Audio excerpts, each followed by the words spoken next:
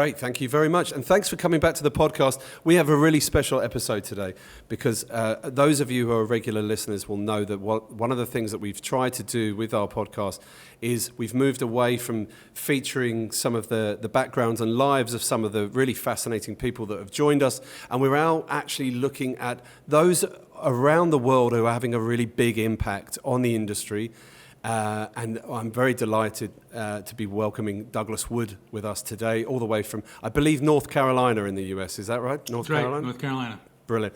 I'm going to give you a proper introduction now, but I just want to sort of set the scene, is that I've been looking out there for people like yourself who I believe have, in your case, written an incredible book, but having a real impact on, without really maybe even realizing it, as we were just talking off camera there, the huge legal market across the African continent and can have an impact or is having an impact. So if I may, just for the audience, just give you a little bit of background. You've had a stellar career in the law.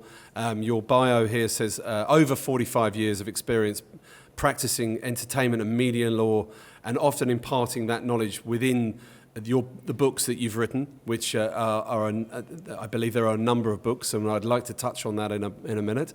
You've been listed among the leading global specialists in advertising law, in Chambers, Legal 500, the best lawyers in America, super lawyers, and you are known and respected worldwide as a member of the Legal 500 Hall of Fame.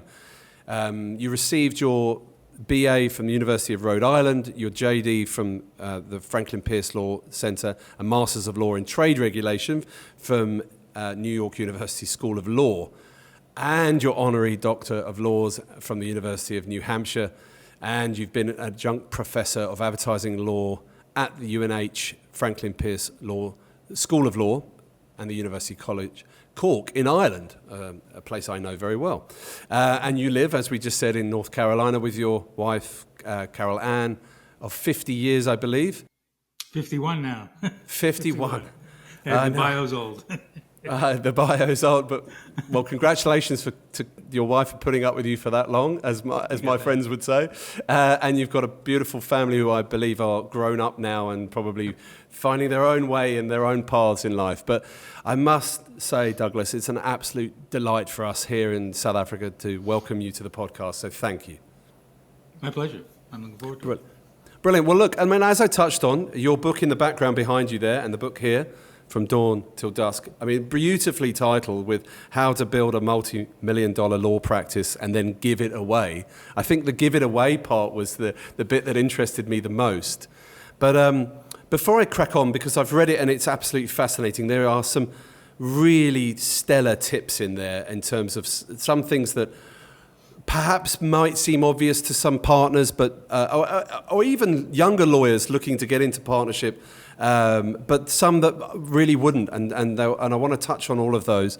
But the book is, like we say, wonderfully titled. I think it's very opportune that it's out now.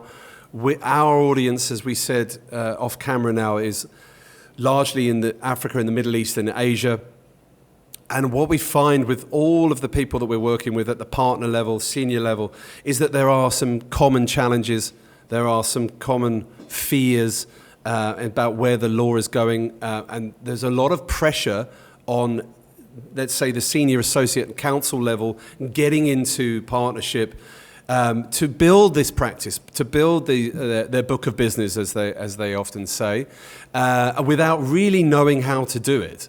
So the fact that you've written, I suppose it's not really a how-to guide, but it is a how-to guide in many ways. What I was going to ask you, if I may kick off, is you're obviously still working as an attorney, right? You retired from Reed Smith, but you've got your own practice. That still keeps you busy, it's small, though. I basically, what I did was I just kept a couple of clients who I enjoyed working with and work a little bit with them, and then I write books and that kind of thing. So you'd have to say I'm semi-retired, I guess. That's nice. Yeah, keep your toe in, keep the old grey matter moving. What's left of it, yeah. Well, I know from my friends and family that getting a lawyer or an advocate or barrister to retire at the is not easy. Right. My father-in-law was a judge here in Cape Town, and Sadly, he fell ill, which made him retire, but he wasn't giving up very easily at all. But in terms of, before we get into the book, when did you start planning it? Is it something that you always wanted to do once you'd retired, or had you been writing it for quite a long time? It's a great question. The funny thing was, I had plans when I was a young attorney that when I turned 50, I was going to do something else. That was sort of this grandiose idea that I had. Well, I got to be 50, and I started to have a very nice practice. And I said, well, I'm not really leaving this train. This train's too good, so I'm staying. So I didn't retire or change careers at 50. And then the odd thing was that I'm sitting in my office in Reed Smith back in like 5 years ago, 6 years ago, whatever it was. No, it would have been 2017. Yeah, 2017. And I'm trying to think, well, what am I going to do next in the firm? Because I had been on all the committees. I had run an office. I had run a practice group. I wanted a new challenge. So I had this crazy idea of running for global managing partner. I was encouraged by a few to do that. So I looked at the partnership agreement, and it turned out that automatically I was de-equitized in the year I turned 70. So I couldn't complete my term, so I couldn't run. So I said to myself, I stood back and said, maybe that's a message. Maybe someone up there is telling me, start thinking about it. So I started thinking about it and reaching out for resources, of which there were virtually none. And I just started to plan it. I approached the firm. I said, this is what we want to do. Then COVID hit, and I was already down in North Carolina. That accelerated the process a bit. But in the end of the day, it wasn't a long-term plan. It was more as if I got hit by something and woke up and said, okay, now I got to address this. Okay. Well, so the plans change. I mean, I can't really not blame, that's the wrong word, but COVID, I think, changed a bunch of things for a lot of us globally, didn't it? And brought into sharp focus what a lot of us wanted to do with our lives and where we were going. And some of it, many of us were stuck at home or stuck far away and had that chance to rejig it. But I've never written a book, so I don't know the yet. They say there's a book in all of us, isn't there? But but you've written many top sellers. Is it a process that comes naturally to you? Do you start forming the chapters and the thought process in your head, especially this, which is obviously so close to your professional heart? Do you start writing notes and thinking, I must get that little gem across and things like that? How does it work? The two sides of this book, the first half is the dawn side of how I built my practice and the business principles I use. And that was the easier side to write because I had been doing it for 40 some odd plus years in the particular format that I used, that I talk about in the book. So that was relatively simple to do. The second half, the dusk side, the transitioning and the expression I use, embracing irrelevancy side of it, was much more difficult because that was really an emotional sort of journey for me. And I started really, when I began the process, as most lawyers do, you keep notes, you do what lawyers do. And I was just jotting down things and trying to approach the exit the same way I approached building my practice, with the same business techniques and use the same thing so that I could stay focused on where I thought I was going, and what the threats were going to be, what the opportunities, et cetera, would be going forward. So it was almost like a diary at first. That was sort of the format of the Dusk side, was almost like a diary.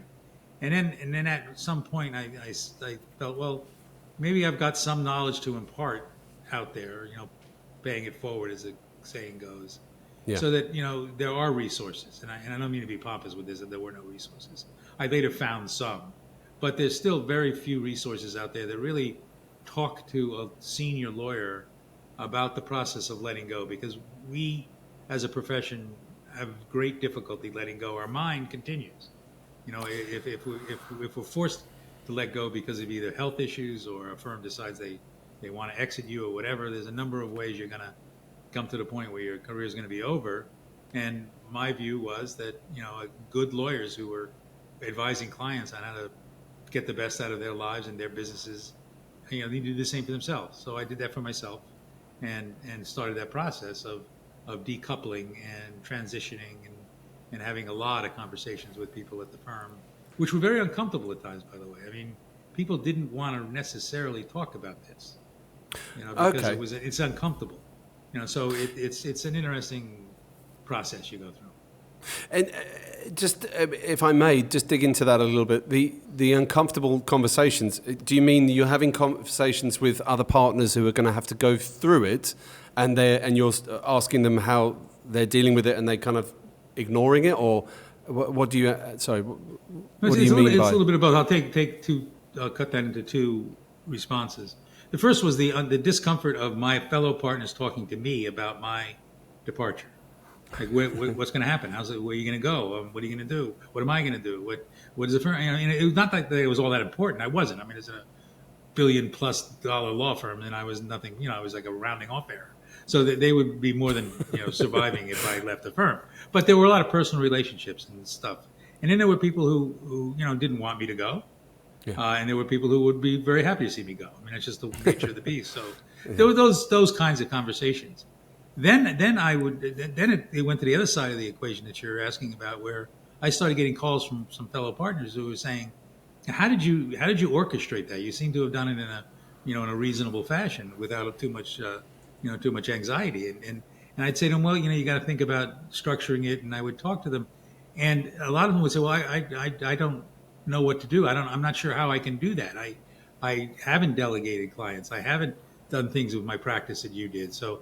And I would say to them, look, it's never too late. I mean, it's not like you're gonna hit 70, which was the de-equitizing year and under Reed Smith. It's not as if you're gonna hit 70 and then fall over dead. As long as you start planning as early as you can in the process, you'll get there. Just start planning, and some have, and I suspect most have not, because the ego of lawyers is just not geared to recognize you have weaknesses, and you're probably your worst counselor, in terms of what you should be doing going forward. It's so fascinating. I think you've just touched on that there, the term you coined in the book, embracing irrelevancy. I think that's tied in with the fact that you mentioned the ego as well. I really, I mean, for me, it's fascinating. I've worked 22 years with lawyers like yourself in their careers. So I've seen it from a career guidance perspective in respect of, people really struggle, from going, because if you think the average lawyer, was typically excelled at school, academically, did really well at university, college, came out, joined a big firm or became an attorney or a barrister, as we would say in the UK as well, advocate, really, very highly paid, esteemed. The parents would show off about, oh, my son's becoming an attorney. There's a lot of that from early life all the way through.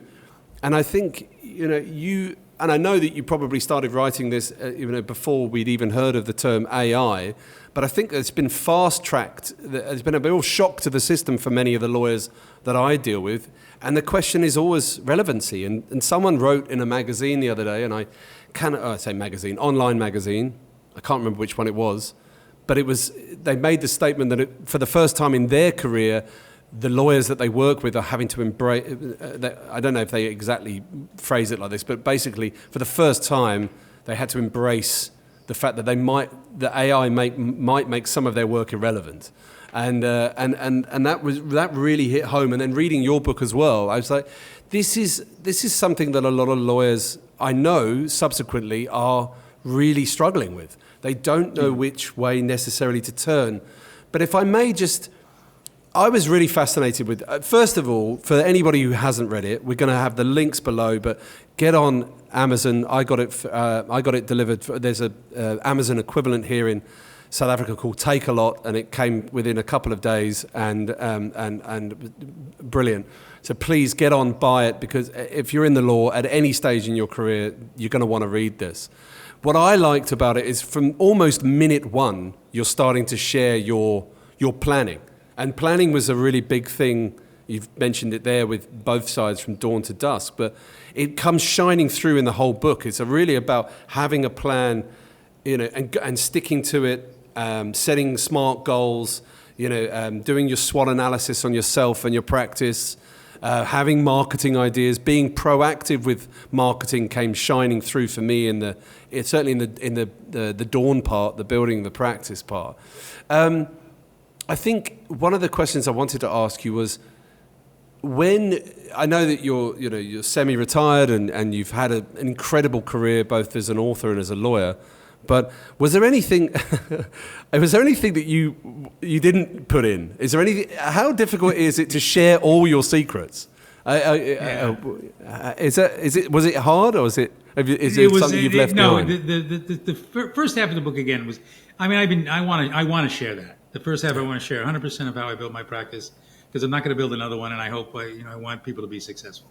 So I shared with everything I know, and to the extent that helped people or helps people, that's fantastic. I feel very good about that. The second half was hard because I could have held back a lot of what I talked about in the book, but I decided, look, if I'm going to do any good for lawyers going through what I went through in that transition, I've got to be pretty painfully honest about most of it.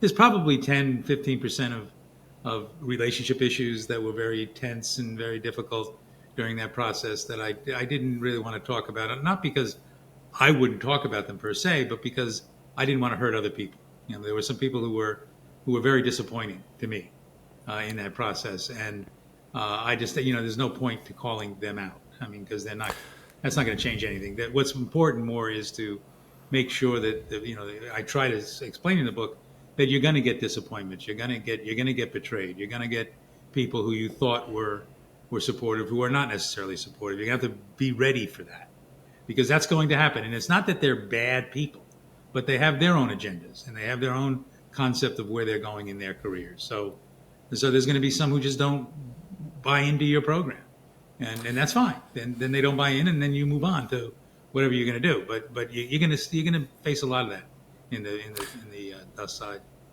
That's interesting. I think that there'll be many listeners as well who will be able to resonate with that, not just from a exiting perspective, but also, I think, just as you're saying there, and some of the things that I thought about when I was reading the book was the times where in business, one or two times where I've had really difficult times.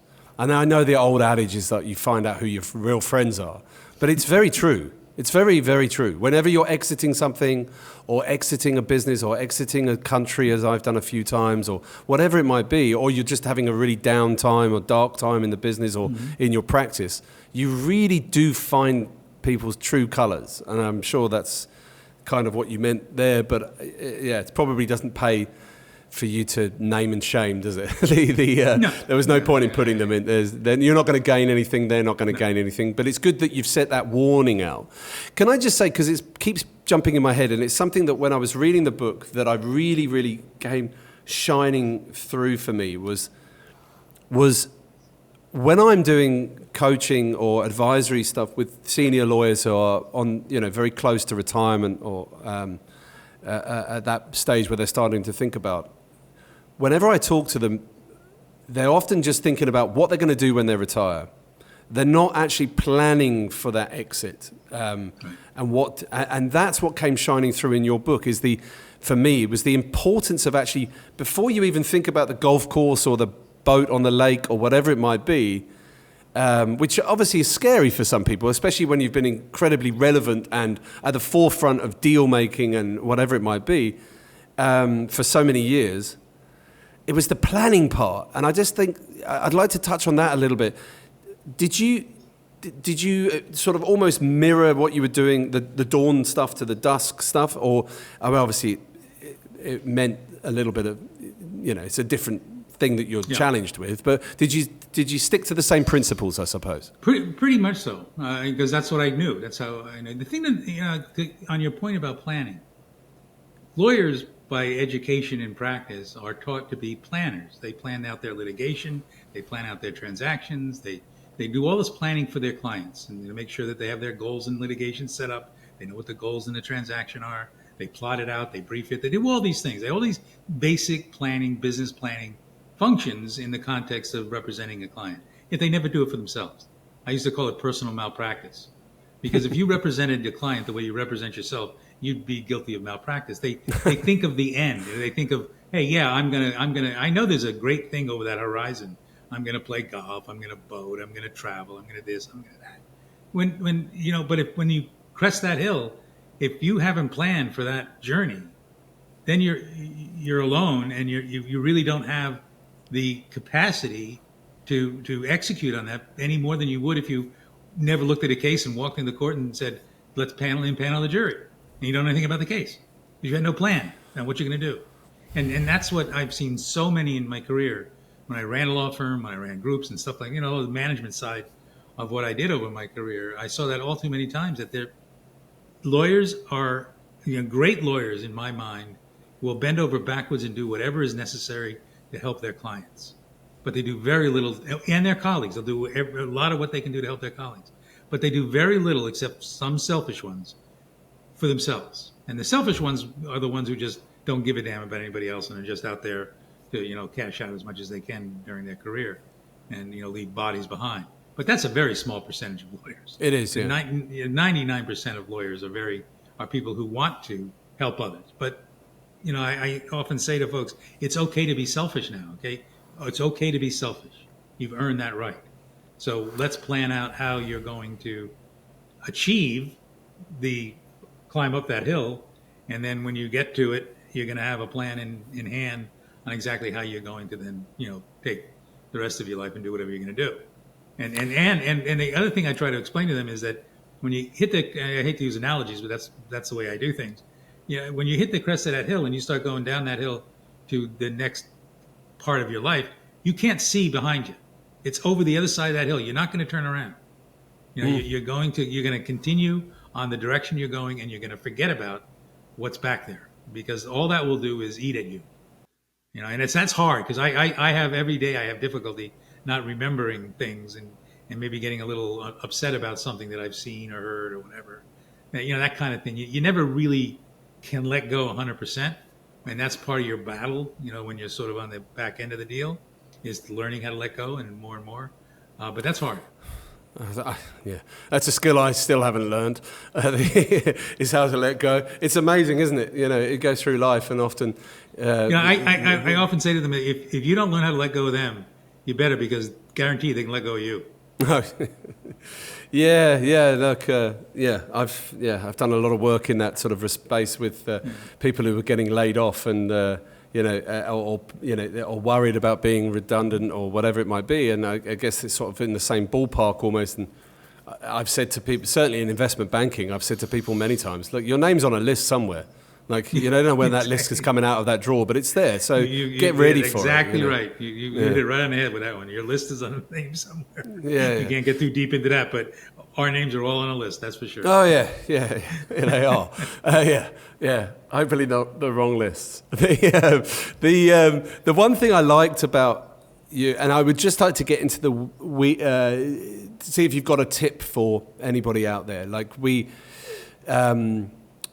you mentioned, you certainly mentioned in the Dusk part about planning your transition early, and looking at succession planning and people to take over your clients, or and that kind of thing. And I know it's something that a lot of law firms really plan for. But I guess I've always thought, and I was reading in your book as well, that it's kind of really down to you, isn't it? I mean, you might have the management around you, and HR might be telling you, you need to look at it. But you've got to start planning it early. I mean, if someone was leaving at 65 or 70, are we talking sort of planning 10 years, 5 years, 3 years, 2 years earlier? What would be your tip on when to start planning? Yeah, in my case, I think that the process from beginning to end that worked for me took about 5 years.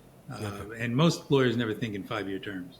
It's very interesting to compare the way law firms deal with this and the way your typical corporation deals with this. In corporations, high-level management is generally required to have written, specific succession plans. Their boards require it. Yeah. And they have to periodically, get into that. Law firms don't require that. And I think a lot of that is because this, the group of lawyers who are big producers, they're almost afraid to come to them and say, okay, Doug, you're 65, you're going to be de-equitized at 70. Let's start talking about your succession. And Doug Wood of that world would have probably reacted going, what are you talking about? I'm feeling good. I'm in my stride. Don't tell me about my exit. I'm not even done with my entrance yet. He'll be like You know, this. so Come on. I'll show you how strong Yeah, exactly. I am. We're fighters. We're battlers. We have this invincibility syndrome that's, I'm sure there's a psychologist to give it a name to it, that is really unhealthy because we don't want to face that inevitability. It's just not in our heads. You know, particularly if you said earlier you're in that lofty part of practice where your ego's being fed every day, clients think you walk on water, you know, you're getting great results. I mean, it's like you're invincible. And if you're a client, that's kind of the lawyer you want, isn't it? You want that lawyer who has that ego and that existential, you know, the whole idea of that I can beat anybody, I can get whatever you need to get, whatever kind of thing. Well, that eventually gets into your head, you know, as a lawyer, if you're successful. You do start believing it. Letting that go is something that you've got to plan for, and law firms don't push that on us. A smart law firm, and this is one of my things I talk to law firms about now, is that you got to start thinking like a corporation. Even if you're a solo practitioner with a few lawyers who are your partners, you all have to start thinking the way a corporation thinks on longevity. You'll hear law firms talking about we want to institutionalize clients. Well, no. That's fine. You want to institutionalize a client so that when Doug leaves because he gets hit by a bus or whatever it is, you know you're not going to lose the client. But that's the caboose of the train. If you really want to institutionalize, you have to create a situation where everybody understands that they're expected to at least have planning in place in some format that's going to allow for the reasonable transitions. You know, I mean, if you look at most law firms, I would defy you to find many that sit there. The manager sits back and says, "Okay, let me see how much Doug delegates. Let me see how much you know he's doing to build a group around him. What is he doing to protect the firm as opposed to his little piece of turf?" And if they come in with a comment, if they came to me and said, you know, when I was 55 or 60, and said, "Doug, what are you doing to do that?" That would have been a very unusual conversation, as opposed to building it into the ethos of a firm that conversation is expected to happen, and you're expected to respond reasonably to it. I completely agree. I think I'm trying to see. I mean, obviously, I'm guessing you advise a lot of lawyers, and you mentioned talking to firms as well at the moment in terms of the preparation. I'm just wondering. I'm wondering if you interviewed like 100 senior partners, and if they were honest with you, whether that conversation, if they were going to let in that kind of thinking, where they would actually see it as a little bit of a weakness, just like letting it in, like showing some sort of, and that's just not how senior lawyers are tuned in to, you know. So it takes a big person to be able to separate that out and go, right, no, I'm going to have this conversation with myself, and I'm going to have this conversation for the good of the firm. I mean, I guess when you're advising people that you may see that. Well, just 2 quick points on that. One is that, you know, I talk about it in the book that there are a variety of ways that you are going to transition out, no matter what. You know, some of which you can control, some of which you cannot. And you know, so you've got to face whether it's going to be illness, death, you know, getting fired, whatever the ones you can't control, as opposed to the ones you can. You got to get through that. And I talked a little bit about that.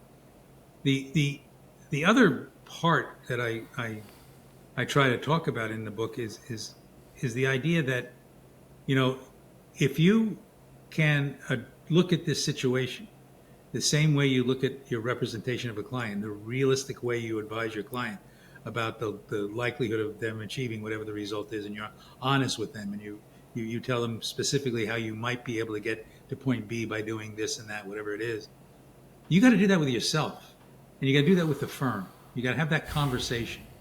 And yes, it's not a weakness. You're not being weak by having it. In fact, you're being strong by having that conversation, because you're the one. The firm's not going to bring it to you. I guarantee you, the firm's not going to bring it to you. They're afraid of you.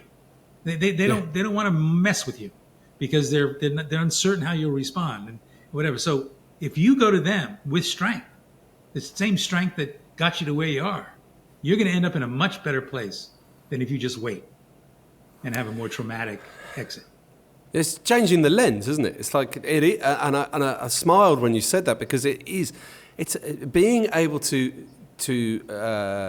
see a I don't want to use the term, it's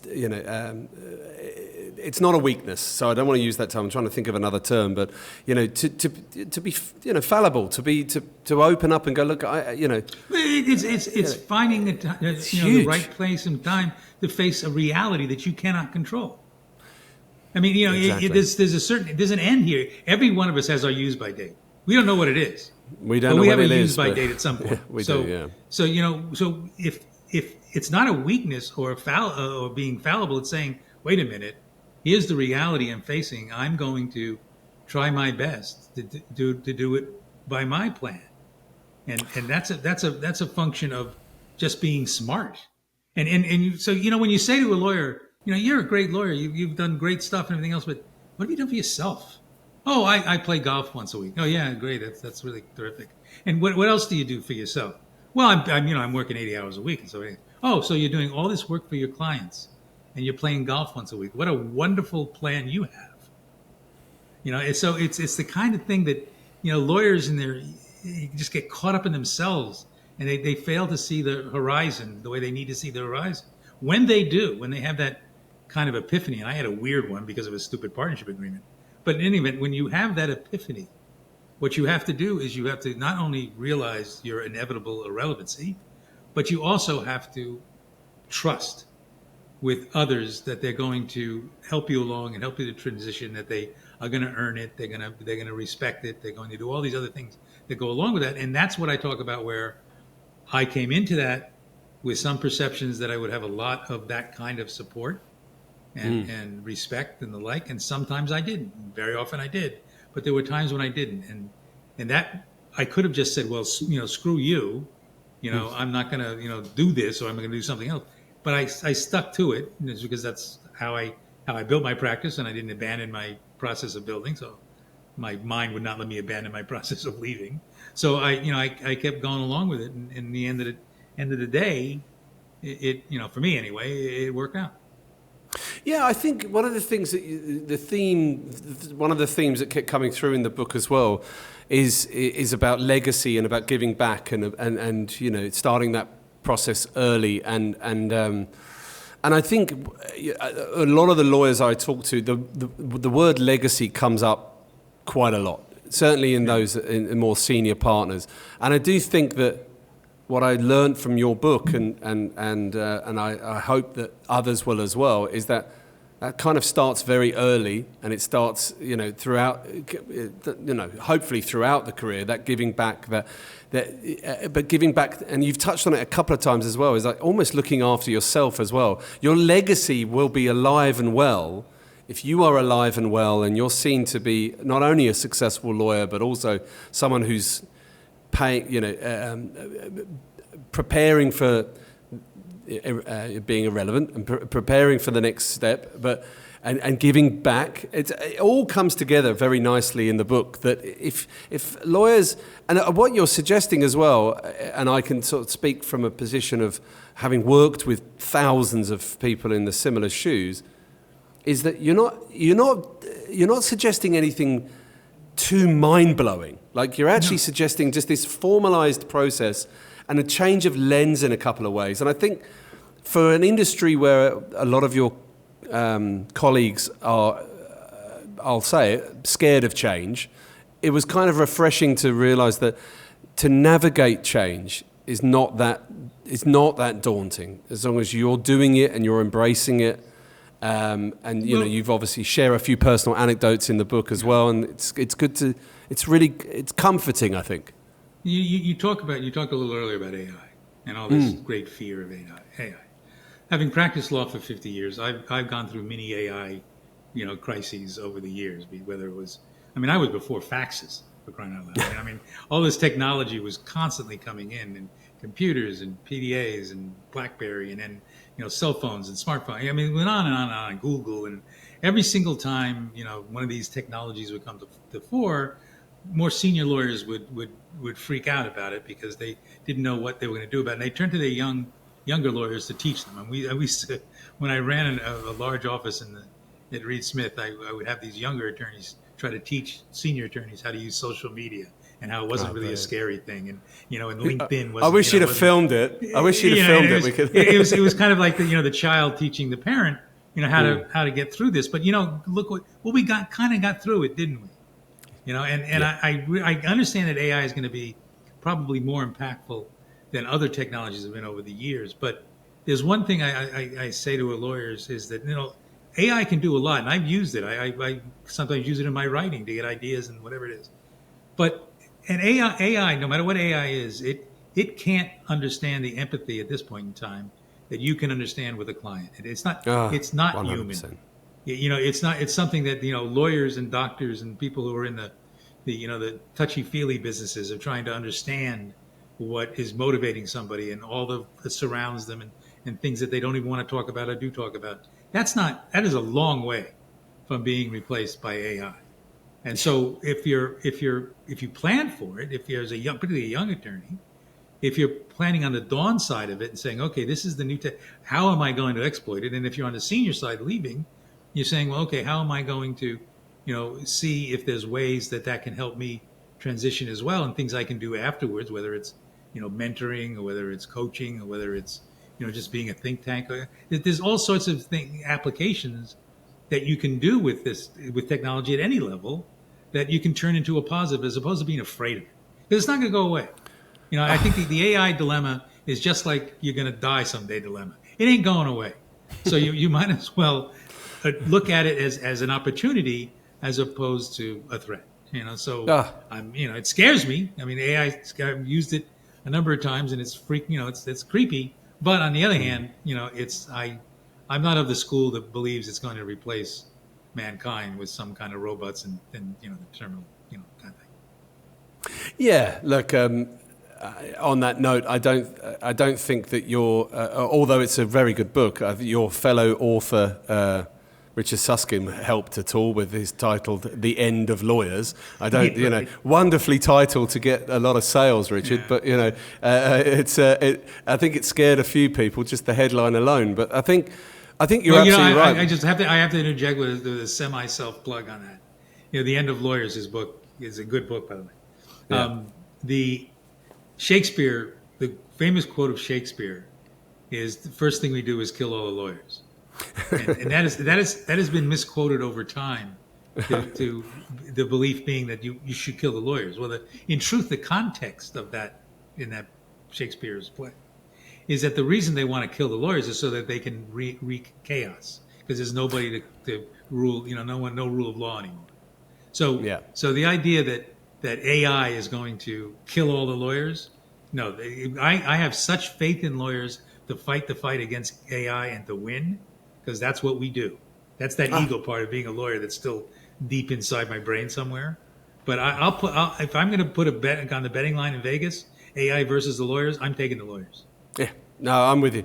I'll put money on that as well. And one of the things that I talked about when I'm doing some of our strategy work with law firms here in South Africa is I actually left a bunch of partners the other day with the line, just remember, when it comes to AI, this is your industry. You own it. You're the ones who design how AI is used. AI is not going to tell you how you do your job. Get that in technology. And look, I mean, I'm going to repeat myself because I've said this a few times in a few meetings on a few podcasts, but I always tell our law firms as well, clients, when we're talking about the advent of technology, because it's not just AI, it's technology in general, in getting more and more a bigger part to play in the industry, is that I said, look, just look at two industries that I know quite well. Investment banking and executive search and recruitment, right?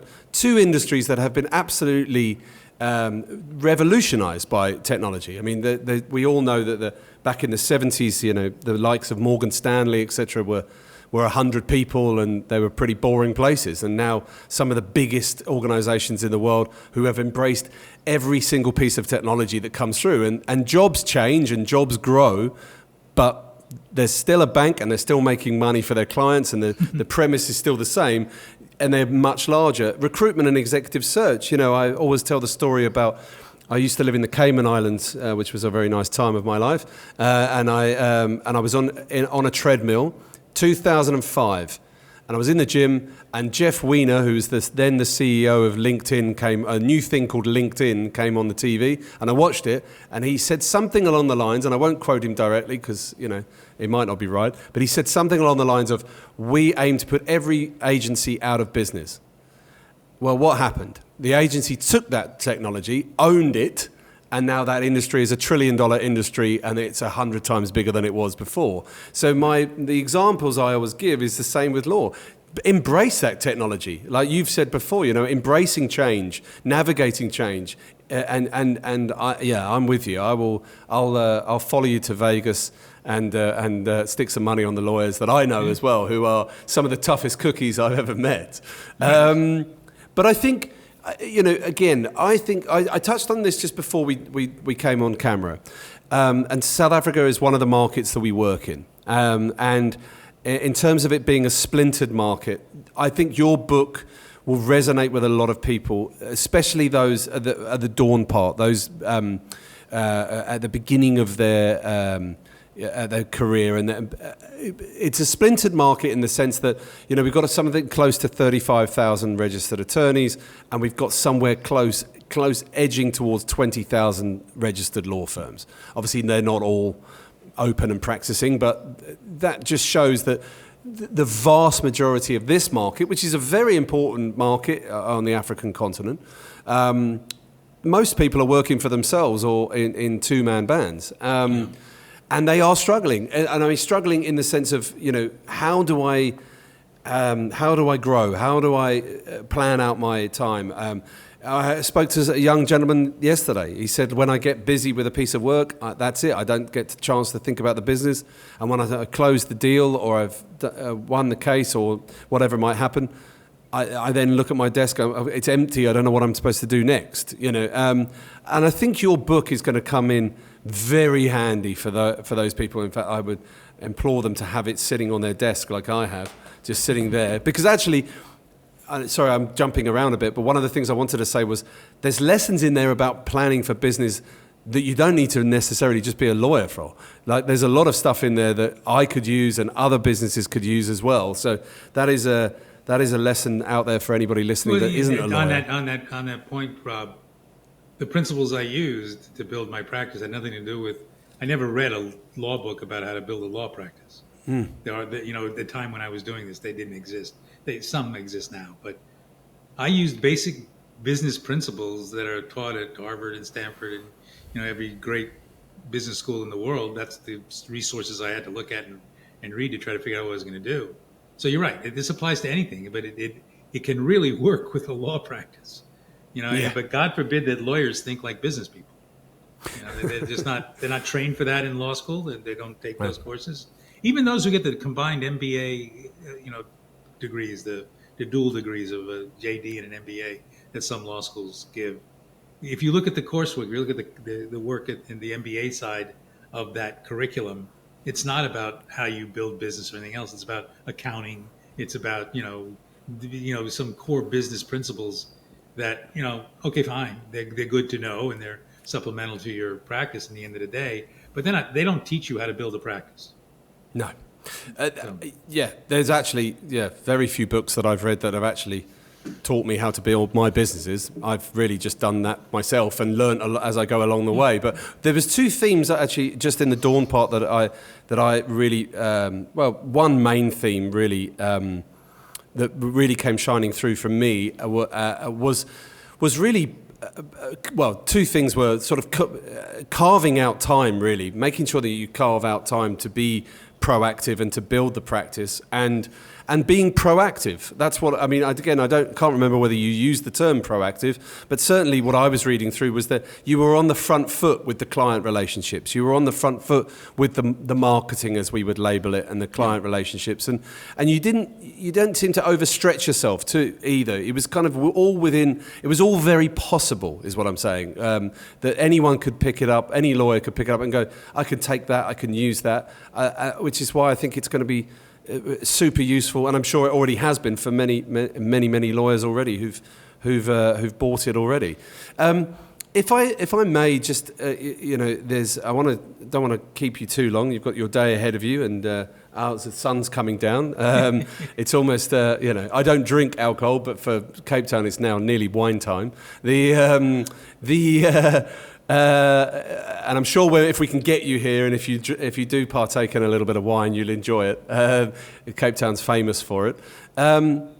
Just in the dawn, and I'm sure you've probably been asked this a few times, but in both sides, dawn and dusk, is there anything that when you were writing it out that kind of surprised you? Is there anything that jumped out and thought, oh, that's actually pivotal to my dawn and to my dusk? And I suppose it's kind of a bit of a takeaway that people that will take away that maybe has stood out for you. Yeah. The one thing in both sides, actually, that in hindsight I realized I hadn't really fully appreciated was that how many people were available to help me do this.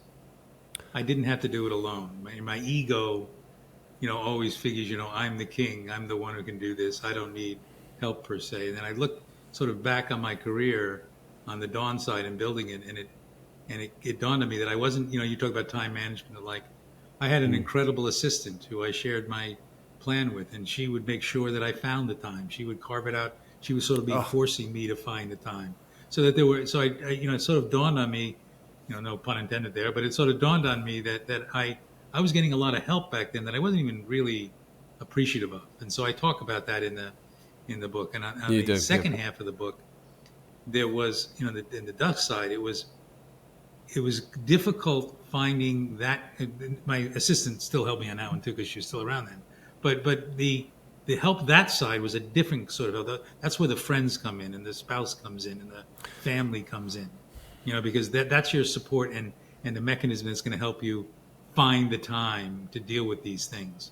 And you get a new perspective of the people around you who help you take that phase of it, as opposed to the dawn side of it, where if you want to build a big bunch of business, you got to gather as many people around you, delegate as much as you can, and then if you lose a client, it's not going to hurt you. I can go hours on that whole philosophy, but don't do it alone. I guess the negative, the bottom line, I would say, in both the dawn and the dusk, is you don't have to do it alone. Don't try to do it alone. I tried some ways of doing it alone. That didn't work. I realized that there were people here to help me, and that's what I did, and that's why it worked.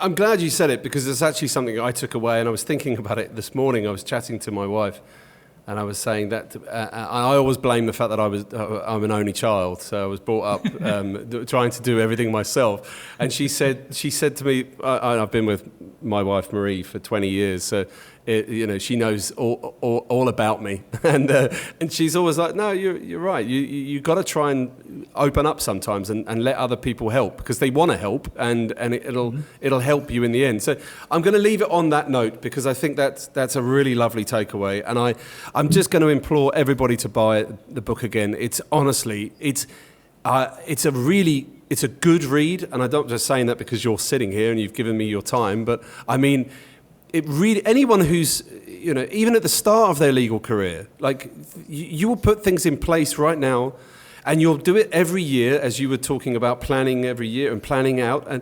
it will stay with them for life. And then that bit about, not worrying, well, not necessarily worrying, but when it comes to the Dusk side, planning before it happens, and it will soften the blow somewhat. So thank you for writing it, Douglas. Thank you for joining us. And, we're gonna try and make sure that this reaches as many professionals across the African continent as possible, because there are so many people that will benefit from this. But thank you so much for your time today. Thank you for having me.